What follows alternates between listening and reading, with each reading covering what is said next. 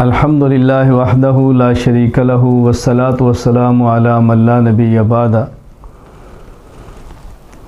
قربانی چونکہ عبادت ہے، عبادت اخلاص کے ساتھ بھی ہو، اچھی بھی ہو، کیفیت بھی ہو، کمیت بھی ہو، مقدار بھی ہو، سب چیزوں کا خیال رکھنا چاہیے۔ قربانی دینی ہے تو اچھی دیں، موٹا تازہ دیں، جانور پال کے دیں، بہترین دیں، خوبصورت دیں۔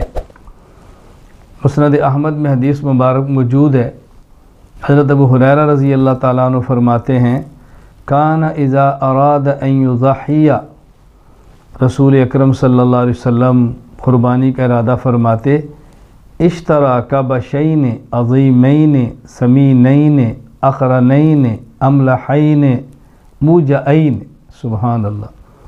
تو رسول اکرم صلی اللہ علیہ وسلم دو بڑے موٹے تازے سینگوں والے سیاہ سفید بالوں والے مینڈے خریدتے، یعنی چن کر خریدتے، ماشاءاللہ دل کے ساتھ خریدتے، بہترین جانور آپ لیتے قربانی میں ذبح کرنے کے لیے۔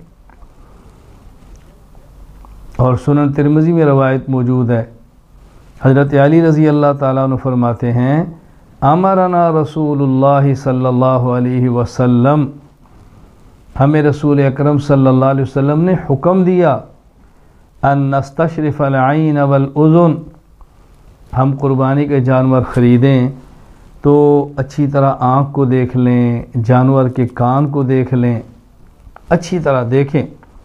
وَأَلَّا نُضَحِّيَ بِمُقَابَلَةٍ، وہ جانور ذبح نہ کریں جس جانور کا کان آگے سے چیرا ہوا ہو، وَلَا مُدَابَرَةٍ، کان پیچھے سے چیرا ہوا ہو، وَلَا شَرْقَا، اور ایسا جانور قربانی کے اندر نہ دیں جس کے کان پھٹے ہوئے ہوں، وَلَا خَرْقَا، جس کے اندر سوراخ ہوا ہو وہ بھی نہ دیں۔ ایک ہوتا ہے جانور کا کان یوں پھٹا ہوا ہے ٹکڑے، اور ایک ہے صرف سوراخ ہے، تو کان تک دیکھنے کی رعایت، آنکھ تک دیکھنے کی رعایت۔